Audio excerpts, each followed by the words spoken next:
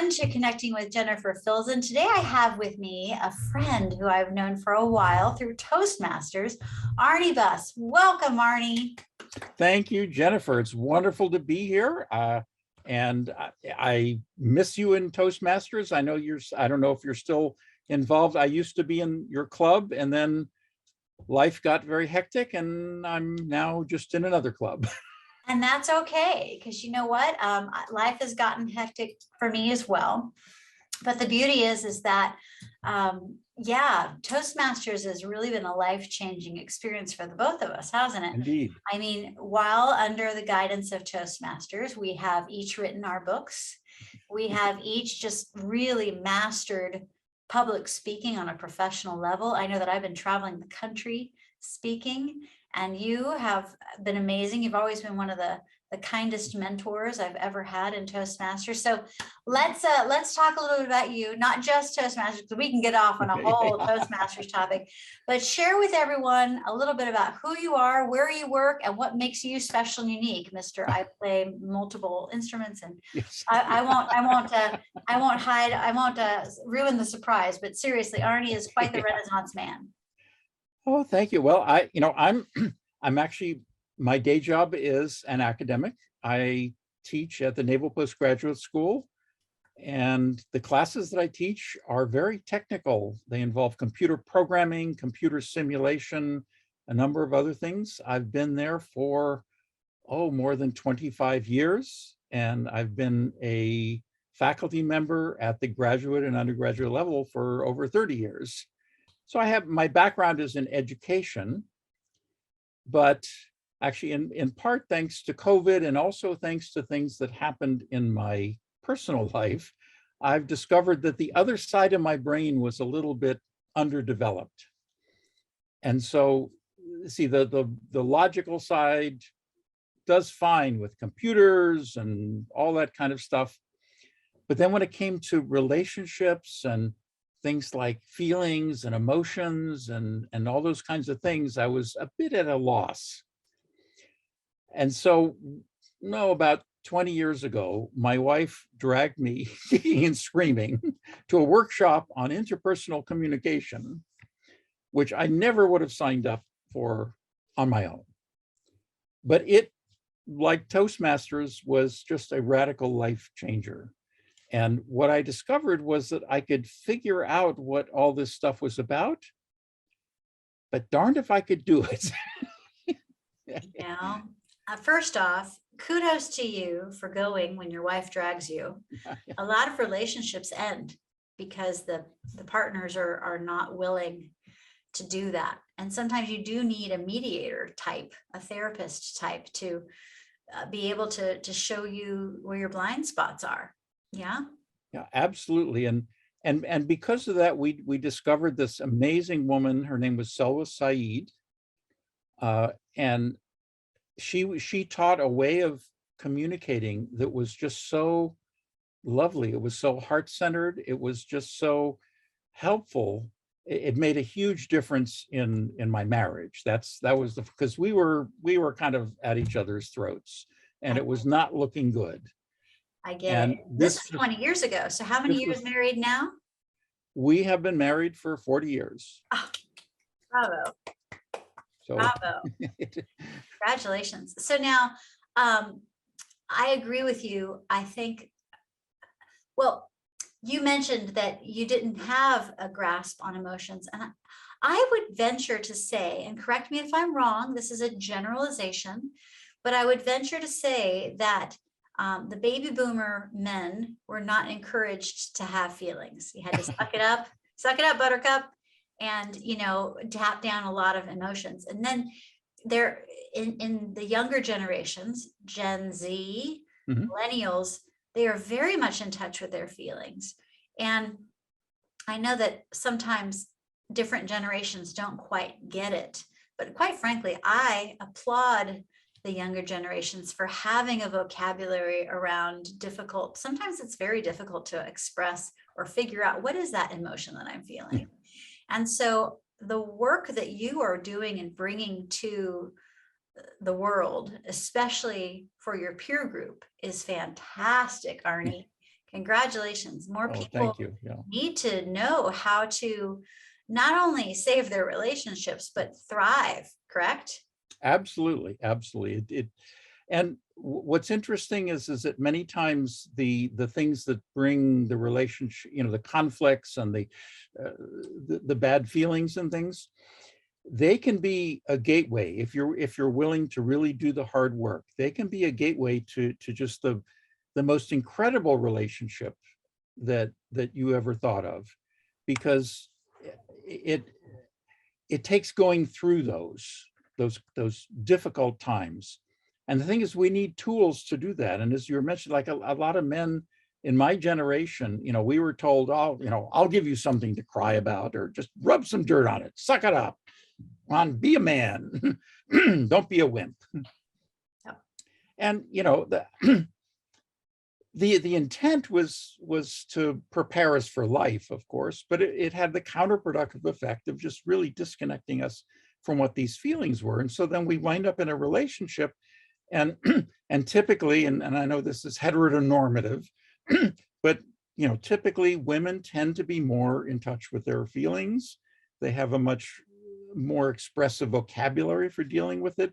For men, it tends to be, what are your feelings? Well, there's happy, hungry, tired, horny, it's just like, that's it. Well, there's a lot more nuance to that. So learning how to communicate, learning how to really listen to difficult feelings is one of the big challenges for both men and women. Yes. And it makes all the difference. It really does. And I'm just so proud of you. I'm so proud of you. I know this has been a passion project of yours for quite some time. And then it took COVID to give birth to this idea that you'd had rolling around in your head for a while. So what was it about COVID that made it actually happen? Well, part of it was what I was doing is what happened is, after, if I could take a step back, after studying with this woman for many, many years, because it just took me forever to kind of get what she was teaching. I got to the point where it really stuck. And so when she retired from her workshops, she basically gave them to me. And she said, here, why don't you teach the workshops? So I was trying to teach the workshops, and when COVID happened, we couldn't meet, because these are all done in person. And the other thing is that sadly, right when COVID hit, she passed away at a very advanced age, and it was very sad. Sorry. There were so many people who just adored her and learned so much from her, that what she was teaching was so unique in terms of how to communicate, that I felt it was so important that it not go with her, that it live on. And so my passion project with my co-author, Lee Garland, who had the same relationship, same thing with her. I mean, he was with her for many, many years and studied with her, and we all learned so much from her. And so he and I got together, and we decided we wanted to let her legacy live on. And that's what caused the book, which we Love called it. Oh, yes. Here, Here. Ooh, wonderful. Okay, so here, effective communication, engaging with our aware, loving heart. Oh, fantastic. So give us kind of an overview as to what kind of contents are inside there. Well, that aware, loving heart is kind of the key. And that's what we learned from Selva. She was one of these people who people would actually fly in from all parts of the country just to be in her presence, because she was one of these people who you were with her, and she was with you 100%, but in such a loving way. This aware, loving heart, it's the idea that you may be hearing something from your partner that feels uncomfortable, or you may be hearing difficult feelings.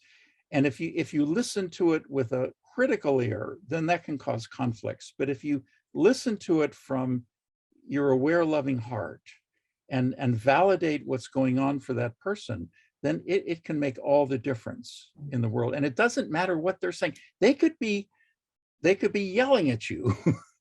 And if you respond from your aware, loving heart, then there is nothing that they can do that will make the relationship, be terrible. So it boils down to basically two things. Communication is actually a very simple thing. Somebody sends a message and somebody receives a message. Now, the thing is that you could be sending the most wonderful message in the world, but if the other person is not open to hearing it, then there's no communication. It would be like, now in the old days, they had these things called radios, and then you had to tune them to a particular frequency. I know for your younger listeners, this may be a shock. But, and if you were tuned to the wrong frequency, then you could be sending out the most wonderful radio station and it just would not be received. Let's see if I can put it in more, well, it's like, you could have the best cell phone in the world, and if you just go don't to have a an dead audience. Yeah, if you don't have an audience, then you're not going to be heard. Yeah, exactly. for sure. So now let me really ask you. Oh, I'm sorry. Go ahead. Oh yeah, really. So the first and most key skill is just how to be an effective listener. That's really what it boils down to. That's super. So now you have multiple roles in your life. You're married, you're in Toastmasters, you work at Naval Postgraduate School, you're an author. So tell me a little bit about who you serve in your life, in all the circles that you travel in. And then when it comes to the relationship coaching, who do you serve in that life as well? I'm kind of curious as to who your target audience is for that. Well, that's interesting. And that's something that I've been learning yet more about. It's amazing how the more you learn, the more you discover what you don't know. And so when it comes to marketing, again, I have been an employee all of my life. And so the idea of sort of marketing was never something which is something that comes natural to you, or at least is something which is very comfortably in your wheelhouse. And it's something which is not in mine. So this idea of target audience, et cetera, that's something I've been working on. Good. So the people I think that can help the most with it are people who are struggling in their relationships. So usually it's somebody who's ideally somebody who's actually been married. And the reason for that is because what's at stake in a marriage is often much higher than for someone who's just, with someone. Often there are children, and there have been studies that have shown that about the adverse effects of divorce on children, even when the divorce is relatively amicable. And the thing is it's so many people who file for divorce actually don't want to, interestingly. So who I hope to serve are people who are on the precipice of their relationship because of communication difficulties. And I can help them do one of two things. In the ideal state, somebody who's struggling in their relationship, I can help them learn to communicate from their aware, loving heart in a way which enhances the relationship. And this involves both listening, as I was saying before, and also things like setting boundaries. And that is particularly important, I think, for many women, because many women these days, especially in relationships, have a difficult time establishing firm boundaries. And many times when they do, it's in a way which tends to push their partner away. So how can you get your needs met and have your clear boundaries while also keeping your partner close and safe? And with communication, I help people with that.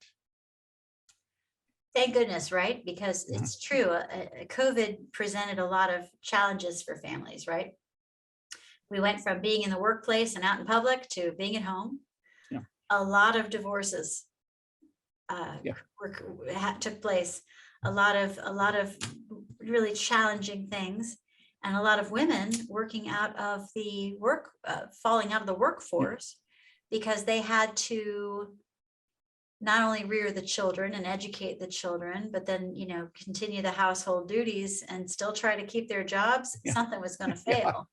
Something was going to fail big time. So it's a very disheartening experience and a reprioritization, right? But yet Yeah. with things the way they are and so expensive and inflation and all these other things, it's very difficult to survive off of one income. Exactly. So it's heartbreaking. So for those people who are going through some real challenges like that, what kind of tips can you share in, a woman is feeling overwhelmed and she has to come out of the workforce and now she feels like a caged bird because she doesn't have her own income anymore. Sure. What advice do you have for that couple? Well, I would certainly start with recognizing that just because she doesn't bring an income in does not mean that she does not provide value to the household. For sure. So bringing in money to the household is one way of doing it. And yet what we are, the stereotypical thing is, say the traditional marriage, the man brings home the money but the woman manages the household. And that is a full-time job, especially when you have children.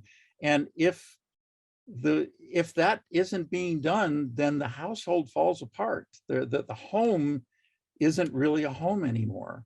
And so now a woman in that position needs to start by recognizing her own worth, her own value.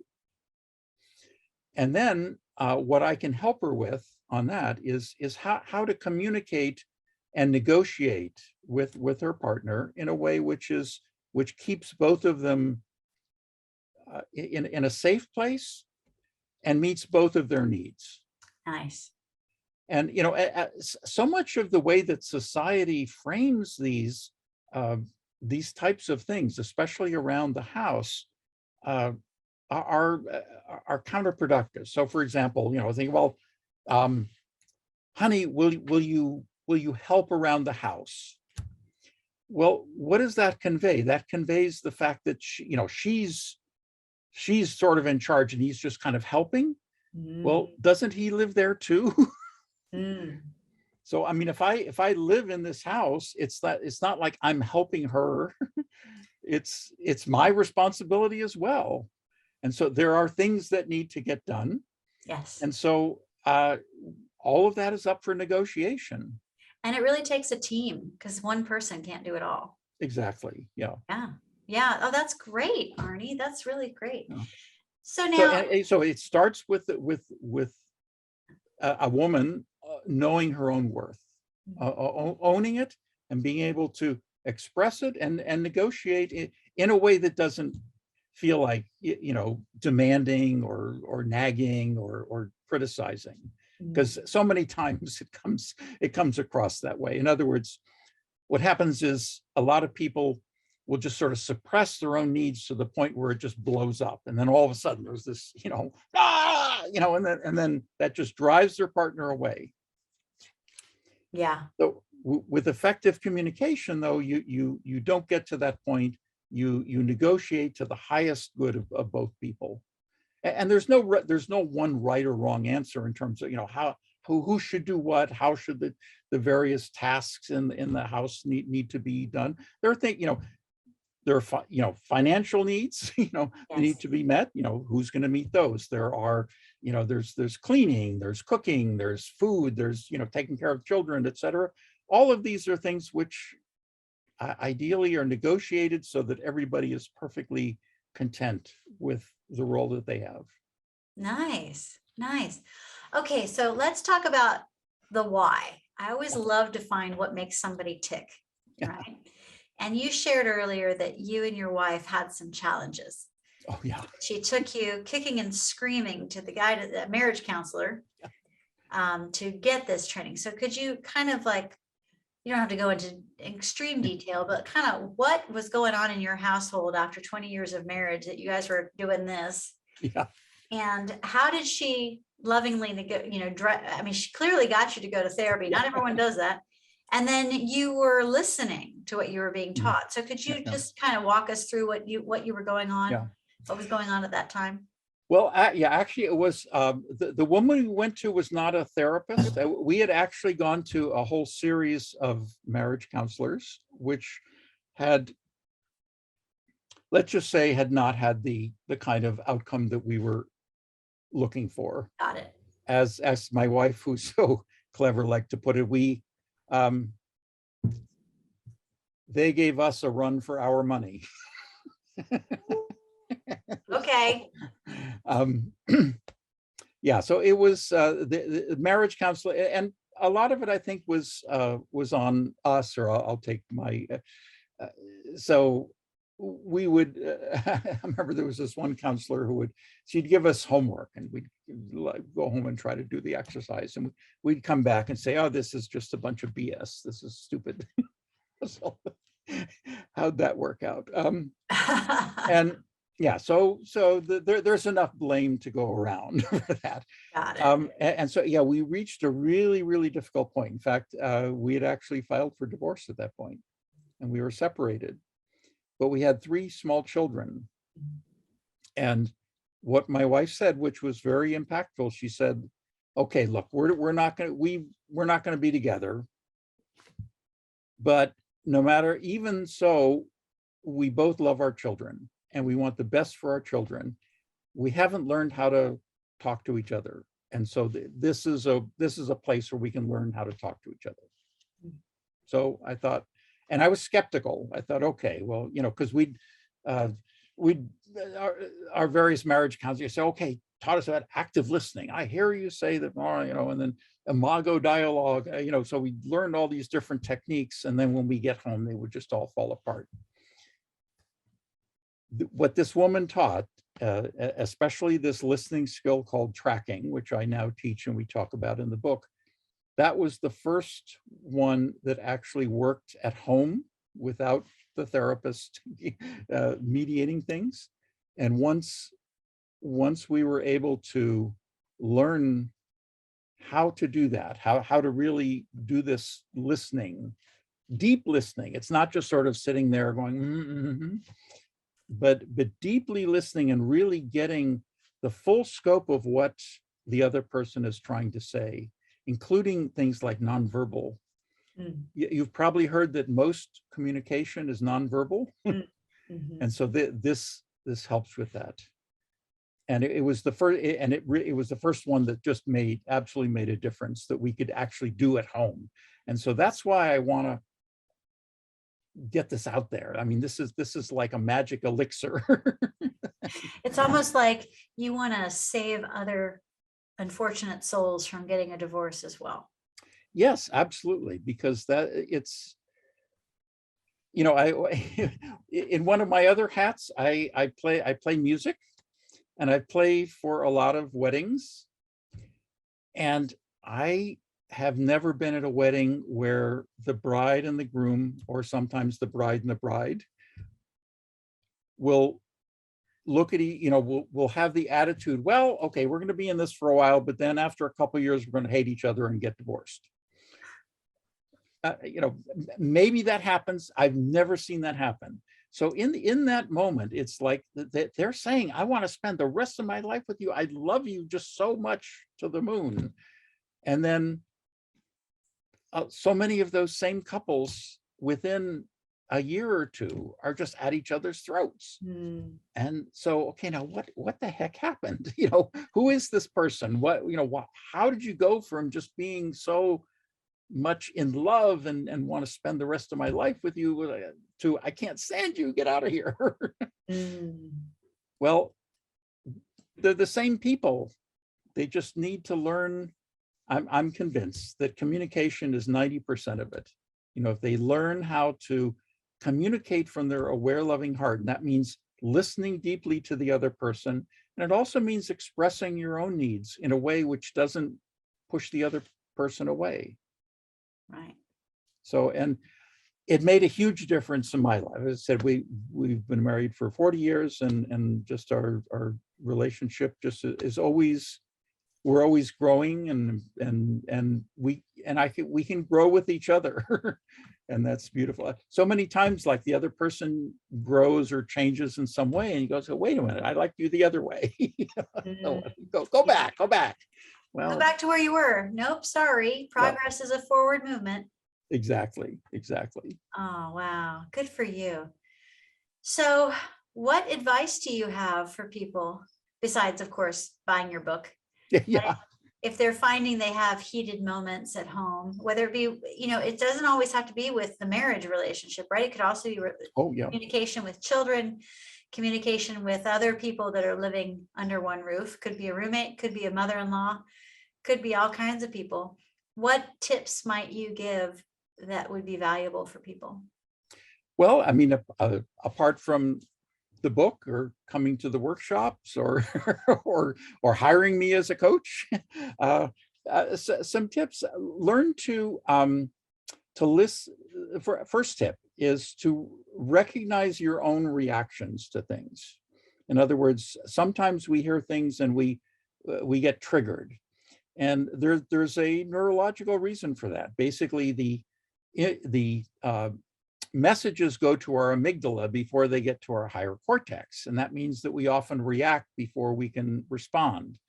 The key to communication is responding instead of reacting. So the first thing is to notice your own reactions, like, and be curious, like, okay, my partner said this and I got all angry, okay, well, what's with that? Hey, where did that come from in me? They didn't do anything to me. They were just talking. So that's the first thing. And so be compassionate with yourself, but also be curious about what your reactions are coming from. And then learn to take a breath. That can be so important. Like, if you feel yourself reacting, stop and just take a breath. Take a deep breath. I mean, and that does things physiologically that kind of helps us first move into our higher consciousness, our cortex, instead of our fight or flight amygdala. And then, and this is where it takes a bit of work with people to really decode the message of what the other person is saying. In other words, well, here's an extreme example. If you hear a criticism from your partner, understand that beneath the criticism, there's something that they want, that they're expressing it in a way which doesn't feel comfortable. If you can validate what that want is, in other words, decode what it is, what is it they want? So for example, you might, here's a common complaint of some wives, oh, damn it, you left your dirty clothes on the bedroom floor again. You're such a slob. Okay, so that's not the most effective way to express what's going on. But as if you receive that, again, you say, I'm not a slob, you're a slob. Look at the bathroom, look at all your crap. And, okay, so we fight, or we say, oh, I'm so sorry, I won't do it again. If we can validate what they want, okay, what is it she wants? So you want the bedroom floor to be kept clean. That's what she's saying. And so we don't have to take it personally. It's just that they're expressing a need in a way which is not ideal. But that doesn't mean we have to respond in kind. Interesting. I remembered hearing from one of my mentors that anger is a fear-based emotion. And so when people are angry, it's usually because they're afraid of losing something. Exactly. Time, money, safety, security, possessions. And so, yeah, so if you can listen for that fear, and then validate that fear rather than responding to, what the anger is coming from. What I found is it is almost impossible to stay angry when the other person is like getting you. And in a way that, thanks to my many years of kind of that's one of my superpowers. In other words, I don't, you can say anything to me. Doesn't matter. And it's not that I can validate whatever you're doing. In fact, I was working with a couple once, and uh, the effect that the wife was saying, well, you don't know me. I mean, I get upset, and I go on these obscenity laden rants and blah, blah, blah, and my husband can't. I said, well, let me show you. Okay, tell it, curse at me, yell at me, and using this tracking skill, I mean, she couldn't keep it up. I Nice. just, so because in all that ranting, there's what they want. And if you're telling somebody what they want or what their fear is, then it's hard to stay angry. Nice. Nice. I love it. Okay, so how do people find you and how do they get your book? Well, the book is on Amazon, and I can even, here, let me show us the book again. There you go. You're here. Yeah. It is, you just Google Amazon, here, and my co-author is Lee Garland. Just a lovely man. He's the former director of something called Breakthrough. I don't know if your readers are familiar with that, but it's a men's group. It works on these men's issues, and he is just so amazing with that. It really helps men deconstruct that social conditioning that cause us to have problems in our relationships and all other things. You can, actually, Lee and I, in fact, are giving a workshop this coming weekend. Okay. And you can, the Saturday, the 21st of May, or Sunday, the 22nd? It's going to be Saturday and Sunday, and I put the link in the chat where you to some of our courses. Okay, super. And if you are, if one of your listeners wants to work with me as a coach, what I do is I have the first session that I work with a potential client is free. So we just kind of talk about what kinds of issues they're maybe struggling with, what kind of goals they have for their relationship, and then see what's possible. And again, that is my gift to people who want to work, and if they choose to work, it's there is a fee to that, but that's something that we discuss at that point. Excellent. So I'm just writing it all down, everyone, but we're going to put it in the notes here, but you can go to leegarland.net/courses. And if you want to find out that little freebie that Arnie was just saying, it's aware-heart.mykajabi.com/free coaching call. So that's cool. So you know what's fun? I've actually done Kajabi in the past doing online courses, and that really is a great membership platform. So did you design it to where people can be members of your group and they can go and access the courses and do all that? I'm working on that. That's a work in progress. I've only been with Kajabi a couple of months. My friend Carrie Glenn convinced me to sign up for that to work with this. So far, I've been using it for an email list and then sending out regular tips and other things if people sign up. And it is a huge, there are just so many features. I'm feeling like a fire hose with the whole thing. So I'm learning bit by bit. And yeah, at some point I'll have a membership thing, but I have not built that yet. So that's okay. And also too, I don't know if you see it, but over my shoulder is my newest book, The Give to Get Principle, which is an orange cover, and you have an orange cover. Yeah. And I was going for an orange cover because I like it, but then also too, it's an attention grabber. Yeah. So have you seen that your attention grabbing cover has done some good sales for you? Well, so far it seems to be doing okay. They sold out of the first run of the paperbacks. Good job. In fact, just the other day, I got an email from a former Toastmaster friend of mine who he had been at the NPS Toastmasters Club when he was a student there. and he's back east in Georgia, I think. He's been there for a number of years, and he emailed, he goes, I just got my book, here it is, so yeah, it's hopefully it'll be out there. Wonderful. Another avenue you and Lee might want to consider is making it an Audible version. I did that recently with the Give to Get principle. And for some people, having an audio version is just the bomb. So yeah, that's a great idea. In fact, and Lee, who's a polyglot, is among his other things. I mean, he's a musician too, but he has done voiceover work, and he's done acting gigs, and so he's got an incredible deep bass voice. So yeah, we've been talking. In fact, we were talking about trying to get a setup so we can record the book. So yeah, absolutely great idea. so cool, Arnie. I'm so proud of you. Thank you for being one of the first people that welcomed me into Toastmasters many moons ago. And look at us now. That's awesome. Yeah. Are you still going to Toastmasters?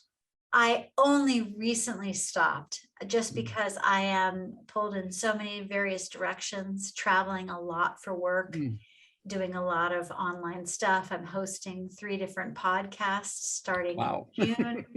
So yeah, I'm quite busy, but if it weren't for Toastmasters, I don't believe I would have progressed this far. That's awesome. Just kind of traveling the world and giving speeches and just trainings. That is amazing. You are such an inspiration. Oh, no, right back at you. We all have our thing. I mean, if I had known that I would be crafting a career based on my social butterfly skills, I wouldn't have believed in myself. And here I am. I'm like, I love my life. I get to talk for a living. Dang. I get to be a social butterfly and promote people. That's awesome. Yeah. It's just a dream come true to actually be able to live a life like that. So that is fantastic. And that's what it's all about, right? I mean, just living a fulfilling life where you're, and it's not just fulfilling, you're helping people.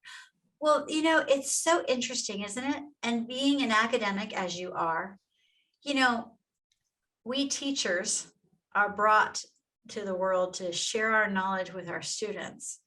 But I would guess for you, as I know for me, that with every person I teach, I learn something as well. Oh yeah, absolutely. So being a teacher has actually enabled me to be a lifelong student. Yeah, exactly. Yeah. And it's just fascinating how active listening or interviews or just taking an interest in a deeper connection with people is just so wonderful, because you feel connected by the heart. In our society, we can have very surface level conversations because we don't want to get into anything too deep, because we don't want to find out what we disagree about. So we might talk about the weather, but even in today's world, talking about the weather could create issues, right, and gaps. But I agree with you. Whenever I can connect with people at a deeper level, figure out where they're coming from and get them, you're right. You don't get angry. You have a better understanding, and you can see, you haven't necessarily walked a mile in their shoes, but you can understand the perspective that they bring. Sure, yeah. And it's just wonderful, isn't it, to see such a diverse group of people and get to know them. That's why I love Toastmasters. Yeah. Toastmasters is not always this way, but I have seen statistically it tends to be populated by a ton of introverts who are terrified about sharing stories about themselves. But when they do put those stories together and shine the light on them via a speech, wow, you feel like you've just seen a softer inner core of someone's heart versus, oh yeah, I'm an engineer, or oh yeah, I'm a mom, or oh yeah, I live in Pebble Beach. Like it's just deep. And that's fun. I really enjoy that. Yeah. I mean, in fact, 2 of my closest friends I met in Toastmasters, and we have like as opposite political views as you can imagine. And we just adore each other. Of course. Same thing goes with dancing. The dance community, we're all across the board. Like, some people are making comments on Facebook. I'm like, oh, but on the dance floor, we all just speak the same language and we adore each other. I really believe truly that if we could have more conversations together and have opportunities to share music or dance or, see how much we have in common. Yeah, It'll be easier. Yeah. So let's do more of that good work, shall we? absolutely. Yeah. Yeah. Yeah. And I just love the work that you do. It is just fantastic, and you are an inspiration. Oh, thank you. It's so funny. I have to learn how to accept that because Yeah. you are the inspiration. So, And truly, it's so much fun. Well, anyway, everyone, I hope you enjoyed this love fest between me and Arnie Bus. Please do look up Arnie. Now, once again, I'll put everything in the show notes, but do look up his book, Here. I just absolutely love that playing with the words like that. Written by Lee Garland and Arnie Bus. It's available through Amazon. And if you are able to reach them and go to their workshop, there's this one in May 21st through 22nd, 2022. However, if they'd missed that one, I'm sure that there are future workshops that you can attend. Just look up leegarland.net/courses/ and I'm sure that will get you there. Yeah? Sound good? absolutely. I love it, Arnie. Thank you so very much for coming in today and doing this with me and volunteering. It's always super, super fun when we get to do something fun together. It is. Well, thank you for having me. It's been a real delight, a real pleasure. Thank you. All right, everyone. Bye.